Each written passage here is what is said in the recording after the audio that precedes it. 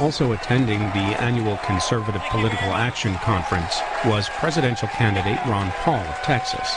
He's introduced by former Georgia Congressman Bob Barr. This is about 25 minutes. Thank you, thank you.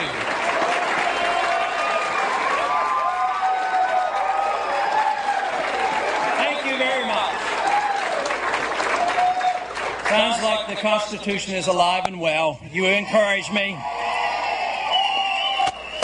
You know, it shouldn't be that difficult to figure out what we should be doing, because we have a lot of problems. We have fiscal problems. We have foreign policy. We have monetary policies. We have deficit problems. And where do they come from? It's because we don't follow the rule of law. We don't follow the Constitution. If we knew and understood and read Article 1, Section 8, believe me, this government would be much smaller, we would have a lot less taxes, and we could repeal the 16th Amendment and get rid of the income tax.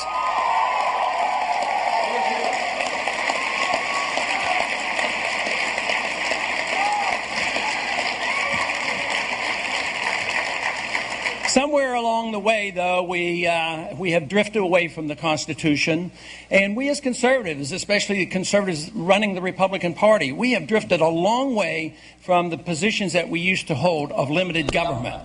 And this is what we have to talk about. We have to talk about what conservatives stand for and what they should be doing, because we're going in the wrong direction. There's not a whole lot of time left, because if we continue to do what we're doing, we're going to have a financial crisis. Because you can't continue to spend too much, because there's a limit on how much you can tax, and we're taxed to the hilt. And then there's a limit on how much borrowing we can do, and we're borrowing to the hilt. We're dependent on China and Saudi Arabia and all these countries because we are the greatest debtor in the whole world today.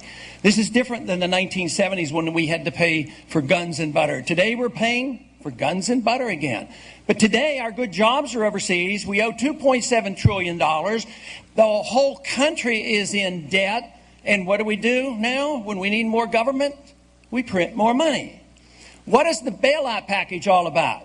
Our side of the aisle proposes it, and the Democrats want to increase it. $150 billion? No, that's up it to $200 billion. Where does it come from? The government has no money. Well, can we tax people? No, can't tax anymore.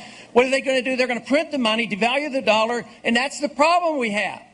The dollar's low, prices are high, the people are suffering, the middle class is shrinking, so we offer the same old pablum, the same old baloney, and then we turn around and we say, well, why don't we ask the Federal Reserve to create more money? Nobody seems to have enough money.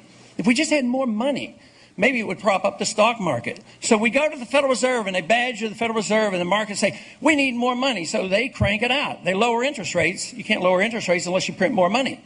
So they lower interest rates dramatically, like never before. The stock market goes up 200 points. An hour later, they realize it didn't do any good, and the stock market drops 200 points. So we're in a bind, we're in a fix, and I'll tell you what, where we overspend. Everywhere. We spend too much everywhere.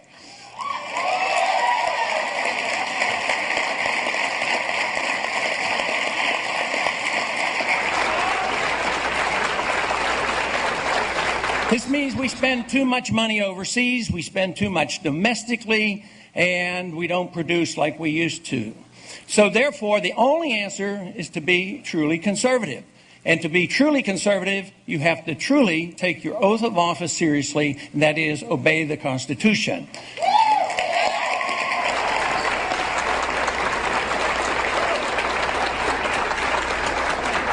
So we as Republicans and conservatives, we finally got control of the government. 1994, matter of fact, was an exciting year because it was the year I thought I might like to go back to Congress. I had been in for 4 terms in the 70s and early 80s.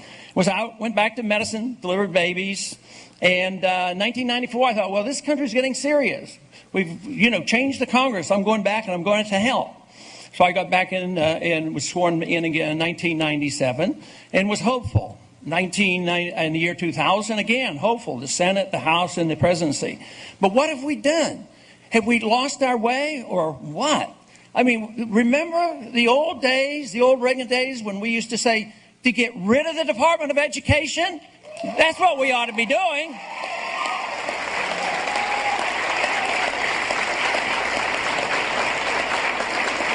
So when we get our chance, what did we do? We doubled the size of the Department of Education. We put No Child Left Behind. We did all these things. We've lost credibility, and now we're losing House seats. We've lost control of the House and the Senate. And right now, it looks like we're going to lose even more. And it's not because we are not compassionate. It's because we're not conservative that we're losing. That's how we won before.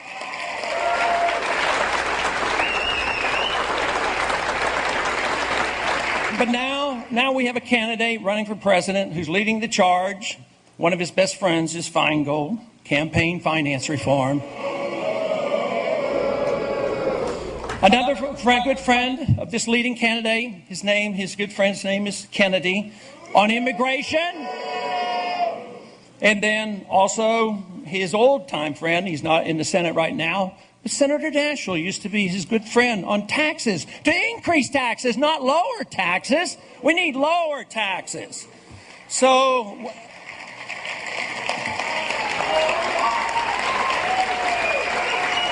and now our leading candidate, guess whose position he holds on global warming? Al Gore. He supports the Al Gore bill on global warming. So if you think we can lead this country back to conservative principles, fiscal soundness, and a decent-sized government, you have another thought coming, because it's not going to happen. And therefore, we have to start thinking about like conservatives thought once again. That is what we have to do. We have to know what conservatives think about. You know, on the right to life issue, I believe, I'm a real stickler for civil liberties. I believe that liberty is the most important thing, because if we have our liberties, we have our freedoms, we can have our lives.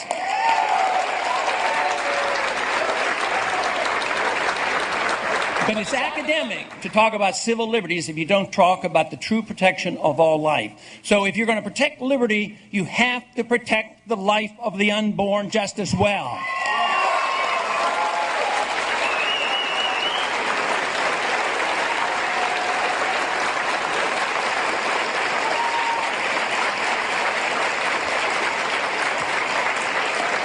You know, I have a bill in Congress which I certainly would promote and push as a president. But it's been ignored basically by the right to life community. And my bill is called the Sanctity of Life Amendment or bill. And what it would do, it was establish the principle that life begins at conception. And somebody says, oh, why are you saying that? And I says, well, that's not a political statement. That's a scientific statement that I'm making.